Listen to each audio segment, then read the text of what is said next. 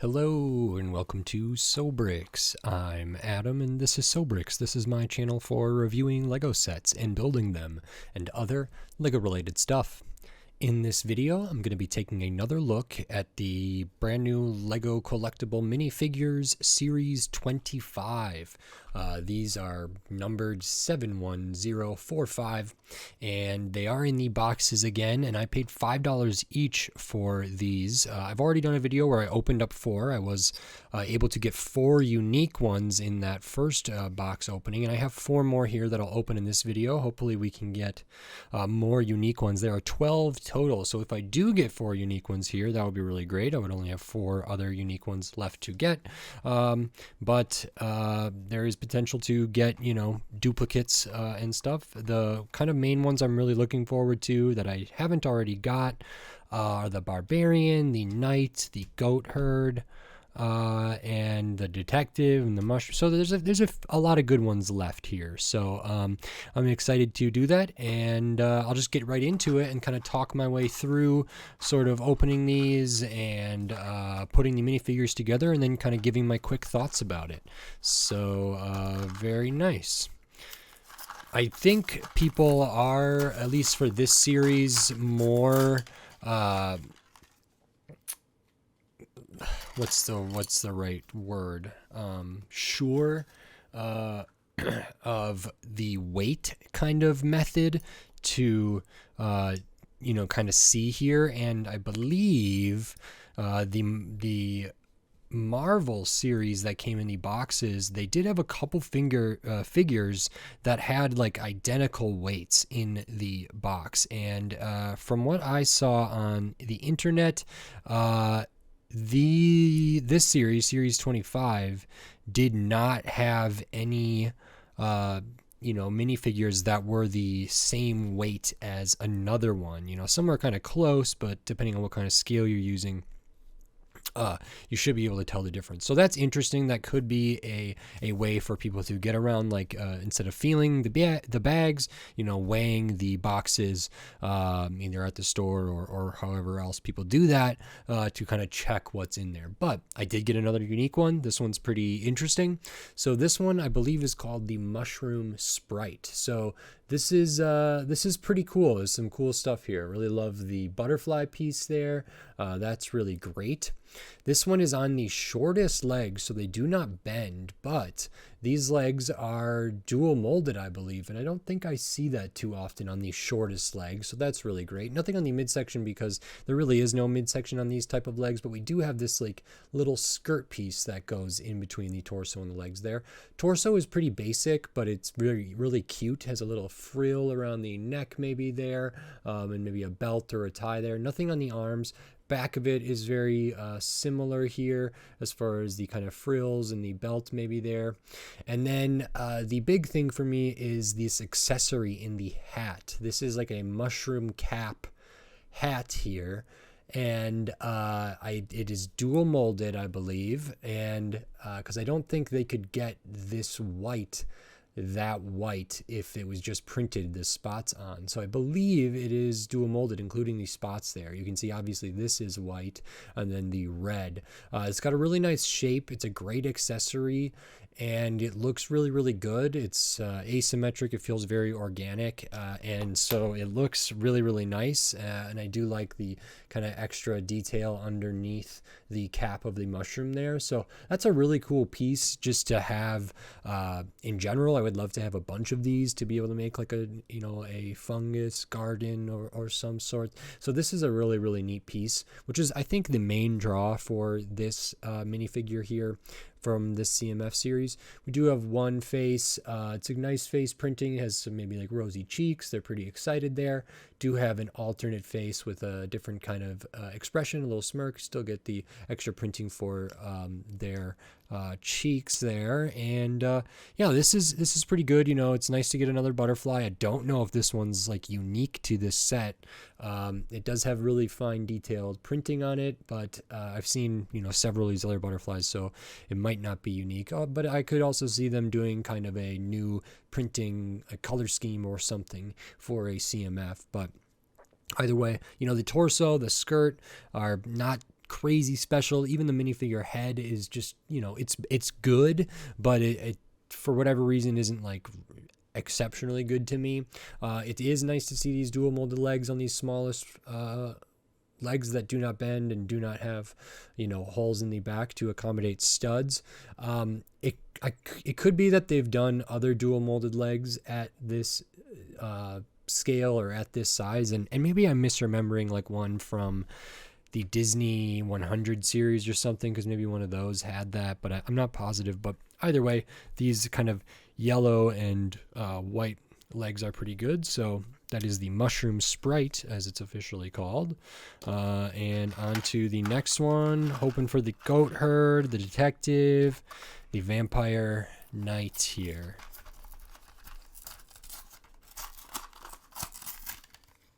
Aha! All right. So I do know which one this is. Very, very pleased to get this.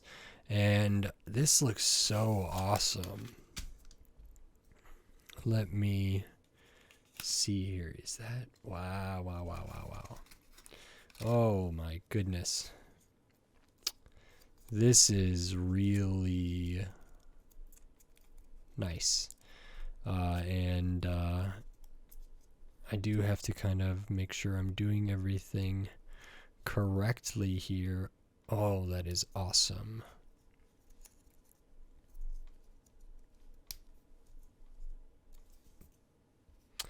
And we'll do this.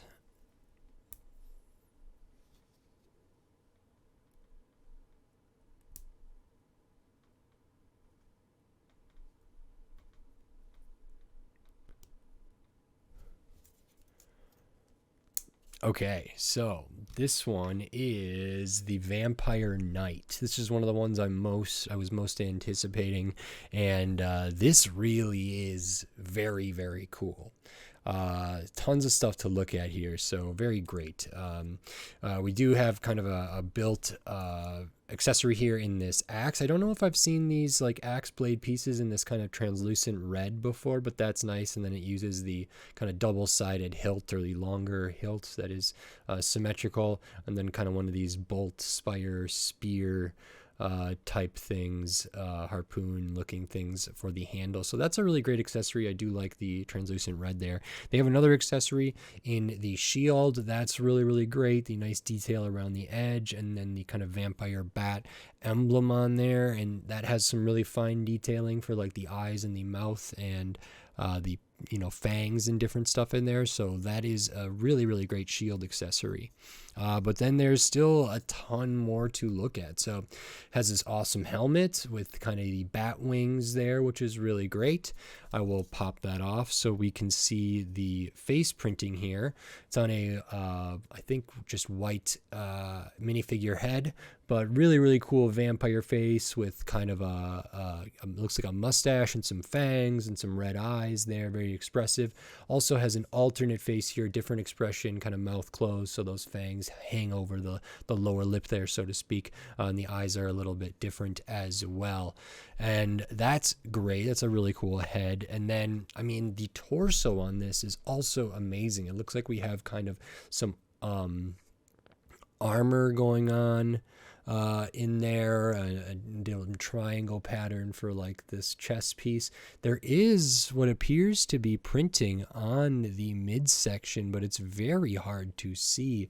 It is just this little line that goes all the way across there. That's, I believe, printed, so that's pretty unique. And then we have dual molded legs with printing, so it is dual molded. We can see that from the side. And then we have some printing up here with some little banners and the extra printing there for the boots. We also have printing on both of the arms up at the shoulder, so we can get a look at that. Let me see here. So printing on the arms there. Looking at the back of the figure, it's the same pretty much as the front. We can see those dual molded legs, but then we also get this amazing cape. So this is like one of the thicker fabric capes here. It is a 2-hole one, but it almost is like it's 2-ply, because the inside is kind of that red or orangish color there, and the outside is like this gray, and it is thicker. It is a lot stiffer than even the kind of older cloth capes that I've seen. You know, there's the somewhat more modern ones that are actually very flexible and stuff, and then there was like older ones were a little more starchy, it felt like. And this is a very, very thick cape, but what that means is it looks incredible, and you can see the emblem there, really, really nice. We got the little kind of points down here at the end, so that's a really, really great cape accessory. So this is a phenomenal figure, and I am so happy I was able to get this one now, because this is really, really great. I mean, the dual molded legs with the printing, sure, it doesn't have printing on the side, but that's okay. We do have printing on the arms, which is, I think, you know, this one has it a little bit, this one has a little bit, I don't know. I think that's really, really great to get the dual molded legs with printing on the arms. The head is really, really good. The accessories are really, really good. The cape is phenomenal. So I love this. This may very well be my favorite one out of this series. This Vampire Knight is really, really terrific. There is an extra piece here, this extra kind of spire piece here, there, but we'll put that over. And I do have extras from the other ones I've opened so far as well, so maybe I'll keep gathering those over there. Really, really nice. I wouldn't mind getting more of these Vampire Knights. If I was going to get a duplicate, that would certainly be the one to get, in my opinion. And we'll go on to the next one.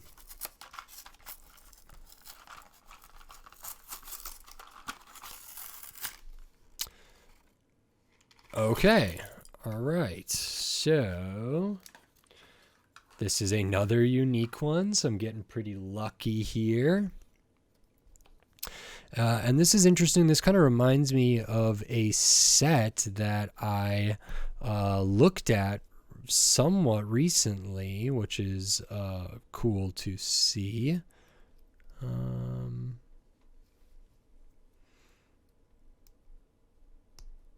Get it like that. Like that.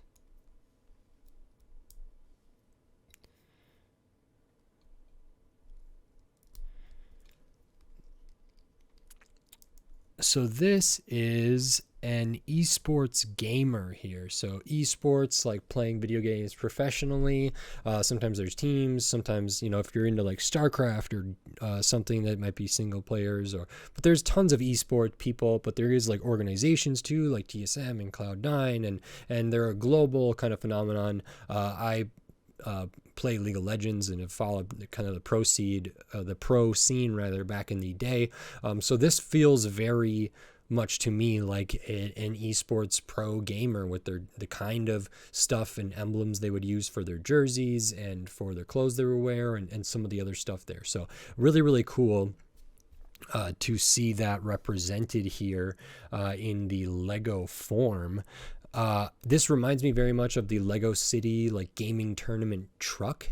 And I don't know if this like jersey with that emblem is actually the same as any of the ones that were in that set, but it is similar thematically. Do have some great accessories here. We have the printed keyboard piece with kind of the RGB keyboard there for the LED lights that might light up a keyboard. You know, I think that's kind of more of a caricature of esports gamers. I think a lot of pros they don't use like rainbow mode, I don't think, and they use pretty specific kind of keyboards for their things. Same with their mouse. There's certain times where the organization that does the kind of regulates the tournaments might have stipulations about what kind of keyboards and what kind of mice can be used at the pro level for you know, official games and stuff. I'm not positive about that, but I think that's the case, and then the players kind of choose their favorite out of that. But we kind of have a matching mouse and keyboard set here with some RGB. That's very, very cool, and I'll take those away. Then we also have these like headphones that are worn around the neck here, which is nice. I think this is a new color of those headphones, and they also come with a trophy here. They must be a champion, so they maybe won something. So now looking at this, really great hair color, nice to get the headphones there. Do have a good face, kind of a competitive look here, and we have another kind of expression here, which is maybe when they're accepting a trophy, or maybe when they win, or they made a great play.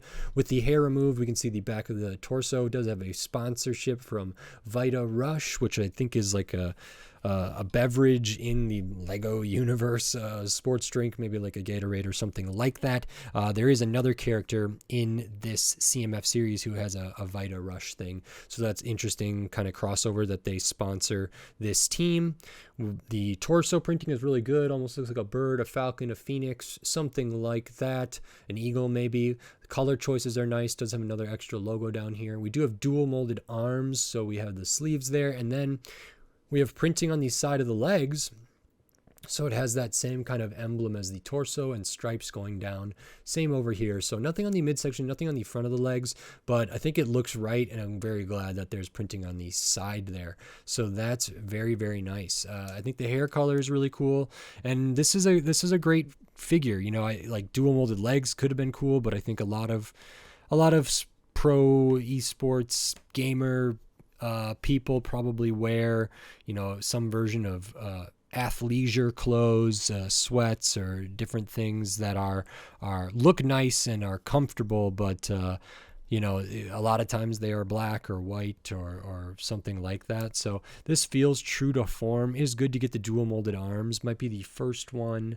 that I've opened that has dual molded arms, and I don't know how many others there may be. So that may be one, and the Barbarian may be one, as far as I can tell by looking at this. But I wasn't terribly excited about this. I think it's pretty well done, all things considered. It does remind me of an esports gamer, so that is good. And I think people who present as women are underrepresented in the esports gaming community, at least as far as like some of the big games go, whether it's Counter-Strike or Call of Duty or Halo or League of Legends or StarCraft or any of those things. Even I think you know, people who present as female are underrepresented, so it's nice to see that here. And I will open up the fourth one for this video. Maybe we can get another unique one. Oh, let me just cross that off. Still would love to get Goat, would love to get Barbarian, would love to get the Noir Detective here.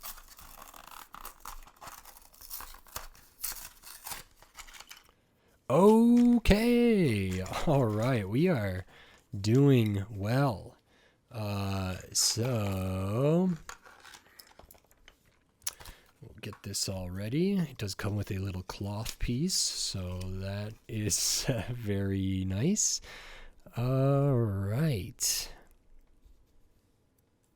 So this is supposed to be kind of your hard-boiled detective from a black and white movie, a neo-noir movie, maybe something like Double Indemnity, or there's a lot of famous older movies from the kind of 40s era, 50s kind of stuff that were film noir that oftentimes featured the hard-boiled detective, occasionally hard-drinking detective here. And this is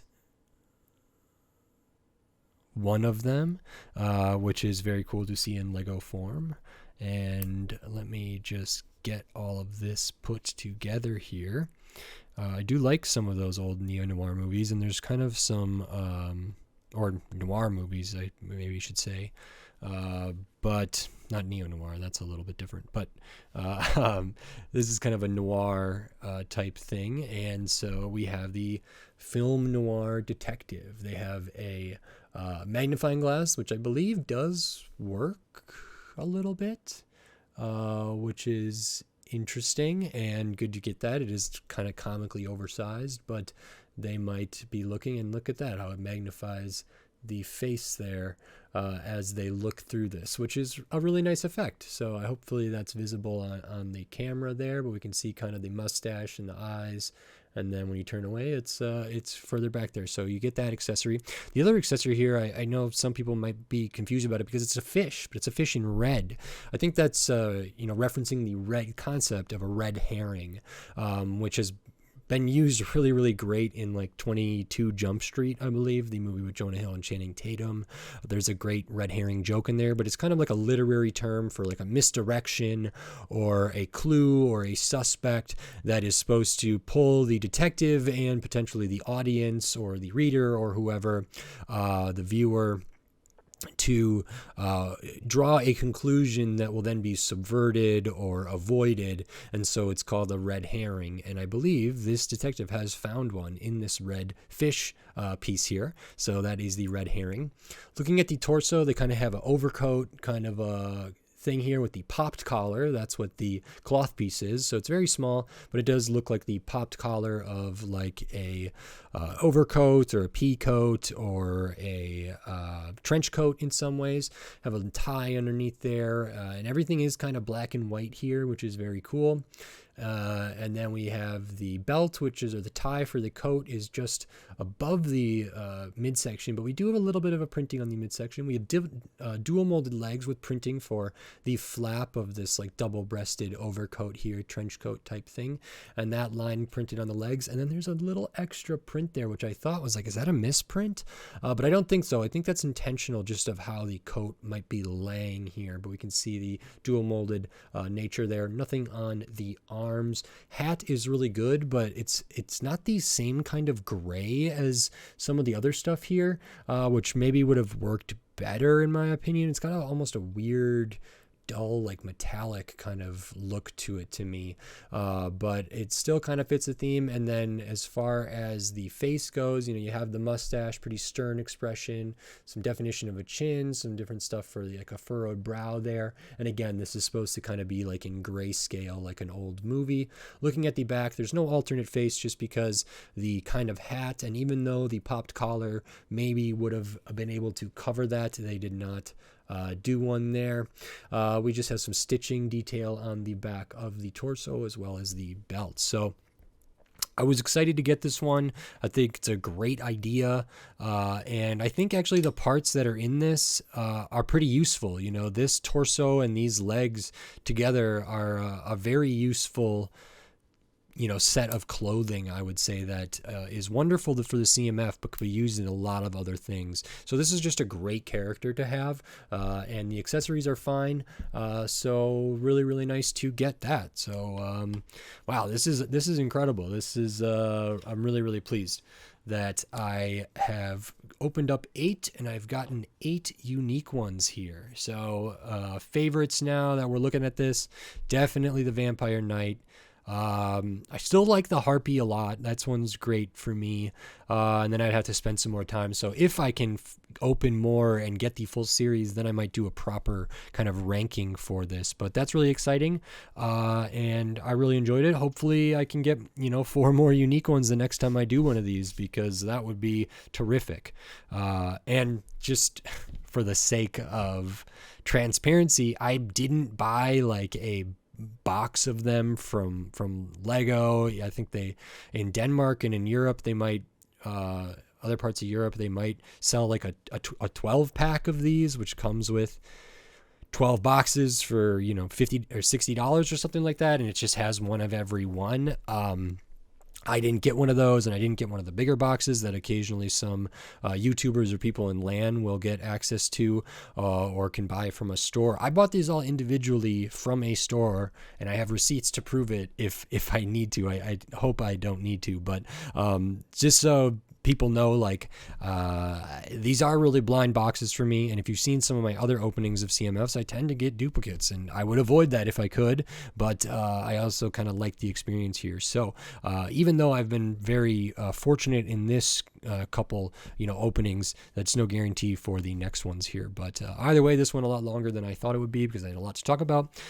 So great. If you like this video, please click the thumbs up and give it a like. If you like my other videos, click the subscribe button so you can stay stay up to date on all the Lego videos I'll be doing here in the future, including more of this Lego Collectible Minifigure Series 25. I have 4 more to get, including some of the ones that I was most excited for, because I do want that goat.